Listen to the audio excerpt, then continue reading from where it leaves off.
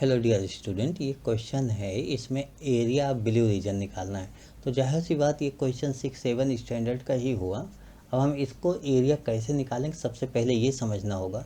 तो हम इसमें A B C D E F G H ऐसे नोट कर लेते हैं। सबसे पहले हम लेट कर लेते हैं ए एच को। अगर हम मान लीजिए पी कह दें तो P कह देते हैं।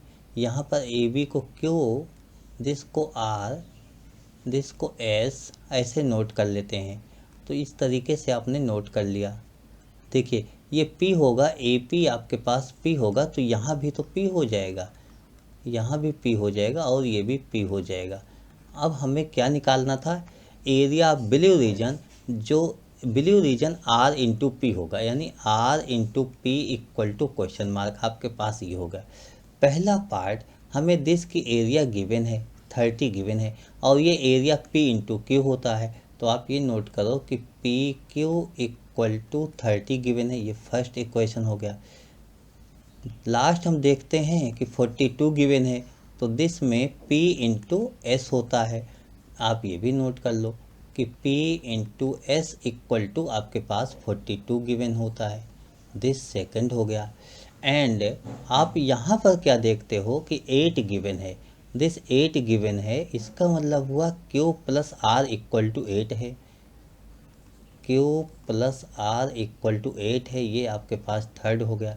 यहीं से आप एक बार फिर से ध्यान दीजिए तो आपके पास ये दिखता है कि this R plus S equal to ये 10 गिवन था।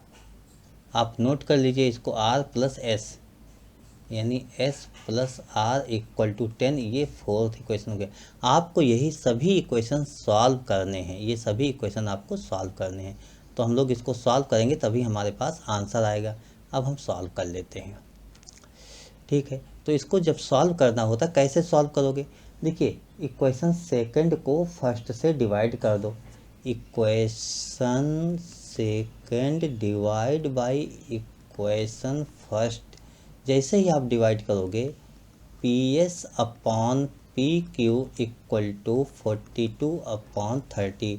देखिए यहाँ पर P से P कैंसिल होगा और 6 7 जा 6 5 जा, मेन S इक्वल टू 7/5 क्यू हो जाएगा। S की वैल्यू आपके पास आ गई तो इसको तो आप अपने पास रख लीजिए, अभी ये आ गया।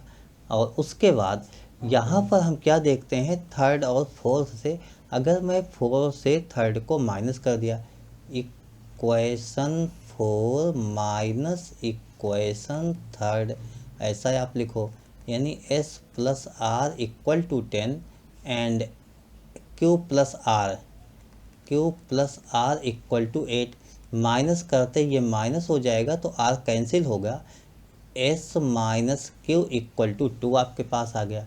S minus q equal to 2 आ गया और S की वैल्यू आपके पास ऑलरेडी है 7/5 q minus q equal to 2।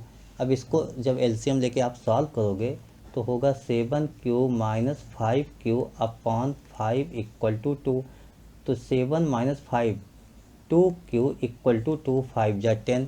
यहाँ से जैसे ही हमने Q की वैल्यू निकाली तो Q इक्वल टू 5 हो गया। आपके पास Q की वैल्यू आ गई। अब जैसे ही Q की वैल्यू आई, हम Q की वैल्यू यहाँ पुट कर लेते हैं और Q की वैल्यू इसमें आप पुट करोगे तो आपके पास क्या हो जाएगा, S equal to 7/5 into 5। S equal to 7, S भी आपके पास आ गया। अभी आपको निकालना क्या है, और एरिया चाहिए। देखिए एरिया चाहिए, RP निकालना है आपको। RP निकालना है, जाहिर सी बात। अब आपको RP निकालना है तो ये Q plus R equal to 8 given है और Q की वैल्यू 5 है। तो यहाँ पर जब आप रखोगे वैल्यू पुट करोगे, जैसे यहीं पर मैं वैल्यू पुट कर लेता हूँ।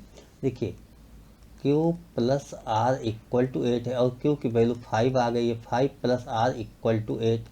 R इक्वल टू 5 को इस साइड ले जाएंगे तो माइनस हो जाएगा, 8 माइनस 5। R इक्वल टू 3 हो गया। आपके पास R आ गया और P भी निकालना है तभी आप सॉल्व कर पाओगे। तो यहाँ PQ इक्वल टू 30 गिवन है। PQ इक्वल टू 30, P और Q की वैल्यू आपके पास 5 है, इक्वल टू 30 हो गया। मीन P इक्वल टू, तो 5 यहाँ मल्टीपल में, इधर जाएगा डिवाइड में हो जाएगा, 30/5, P इक्वल टू 6। देखिए आपके पास से P आ गया एंड R आ गया, और आपको RP ही निकालना था एरिया के लिए, तो RP इक्वल टू, देयरफॉर आप यही लिखोगे, RP इक्वल टू, R की वैल्यू 3, P की वैल्यू 6, 3 6 जा 18 सेंटीमीटर स्क्वायर। ये आपके पास आंसर हो जाएगा। I hope you understood explanation of this question. Okay, thank you, bye.